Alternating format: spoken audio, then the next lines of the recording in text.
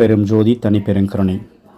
என் அன்பிற்சிறந்த அன்பு சகோதர சகோதரர்களே, சான்று பெரும் மக்களே, சிந்தனையாளர்களே, உலகெங்கும் உள்ள அன்பிற்கினிய அன்பு சகோதர சகோதரர்களே, யாதும் ஊரே யாவரும் கேளீர் என்ற பூங்குன்றனருடைய அருள் கூற்று போல, இந்த உடலை தாங்கி ஏங்கி கொண்டிருக்கக்கூடிய ஆத்மாவானது இந்த பூமியில் உடல் எடுத்ததினால் அது நிலை பெற்று உடலுக்குள்ளே நின்று ஏங்கி கொண்டிருக்கிறது.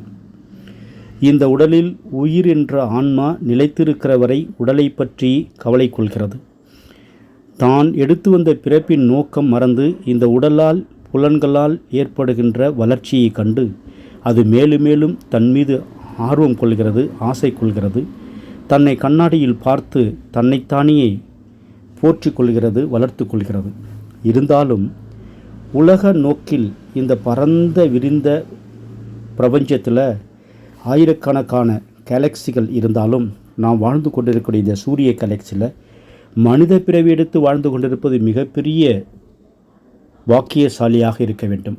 வாக்கியம் கொண்டவர்கள் தான் இந்த பிறவியிலே மனிதனாக இருந்து இந்த பூமியிலே வாழ்ந்து கொண்டிருக்க முடியும். நன்மைகளையும் தீமைகளையும் பகிர்ந்து பார்க்க முடியும். அப்படி பார்க்கின்ற வாய்ப்பு கிடைத்தவர்கள்தான் இந்த உலகின் ஆளக்கூடியவர்களாக, உலகை நிதானிக்கக்கூடியவர்களாக, உலகினுடைய போக்கை தீர்மானிக்கக்கூடியவர்களாக வாழ்ந்து கொண்டிருக்கிறார்கள். ஆன்மா என்பது தோன்றி மறைகின்ற மின்னல் போன்று இந்த உடல் தோன்றி மறைகிறது. ஆன்மா என்பது வானம் போன்று விண் வென்று நிலைத்திருப்பது. மின்னல் போன்றோ வானவில் போன்றோ தோன்றி மறைவதல்ல. ஆனால் இந்த மனிதன் எடுத்த உடலோ தோன்றி மறையக்கூடியது.